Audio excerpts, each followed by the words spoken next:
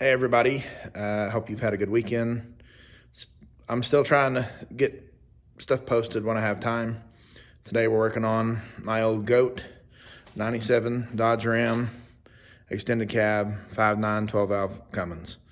We're not working on anything on the front end. We'll call this a product review, I guess. I got one of the aftermarket bumpers that they sell on Amazon and eBay. I'm looking to see how well built they are and how easy they are to install. I guess a few years ago, everyone was putting I believe the 3rd or 4th gen rear bumpers on them, so I got one and I did that as well. And I've had nothing but trouble keeping it fast into the truck.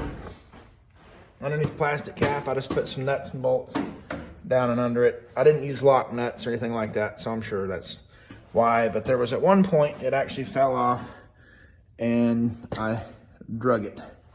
So I'm gonna go with something better.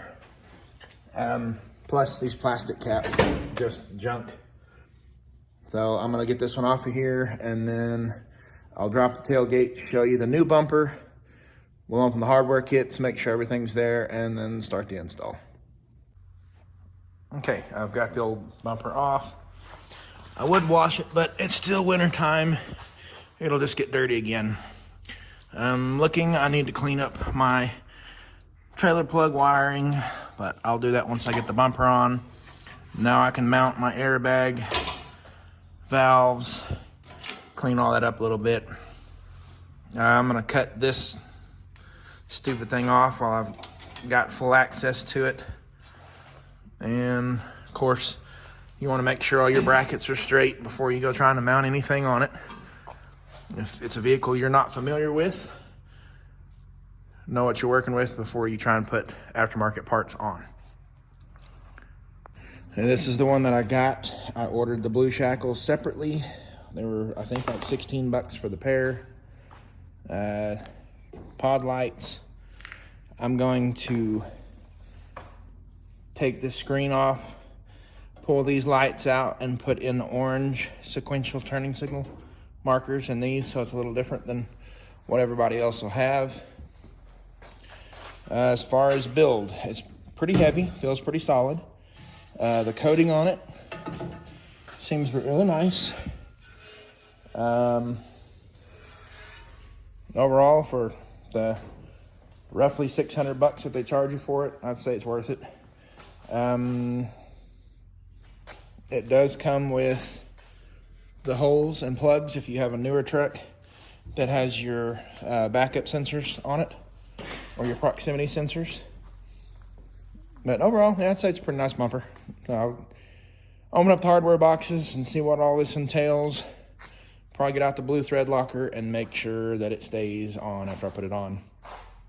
Sadly, as a blue collar guy, I gotta do everything Johnny Cash style, one piece at a time.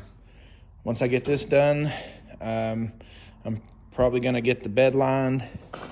I'm replacing the tail lights this summer.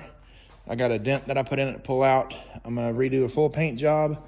I've got a fab shop that's gonna cut me in and make me custom toolboxes that fit with the skin that I cut out right here on both sides. So I'll have flush mount toolboxes, and I'll probably have like a charging port in there to charge drill batteries and stuff, at least my M12 stuff for mobile jobs. But so one day at a time, one piece at a time.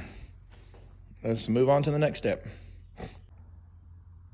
This is the instructions that they send with it, which are kind of lacking, but as far as I can tell, you get 12 bolts. So line up and 3 can go back here in these slots, and then that gives you 3 for your factory bumper. I'm only putting 2 in here for the moment, so I can try and get it into the frame and adjusted.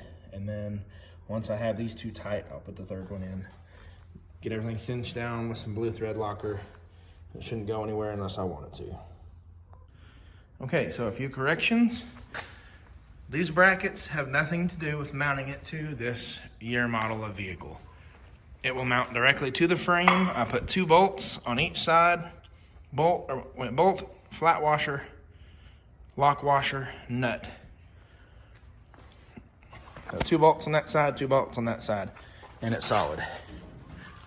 Obviously, you got to figure something else out different for your license plate, but I'll just rivet it back here on this bottom side of the bed.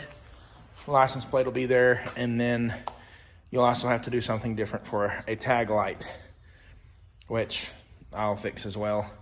I'm also, to fix my trailer plug, I'm gonna use a trailer style junction box and mount underneath here, so it's all nice and clean, and then I'll wire the factory OEM plug out of it, and then when I cut that off, just mount a bracket down there for the new plug. Okay, so it's about 2 weeks since I started this project, but I got some different lights off of eBay. They were like 16 bucks. I'm using 2 wires. So I've got an amber scanning signal and then just a red park light on the back. I use that style of tag light. And then you can see the same thing on the right hand side.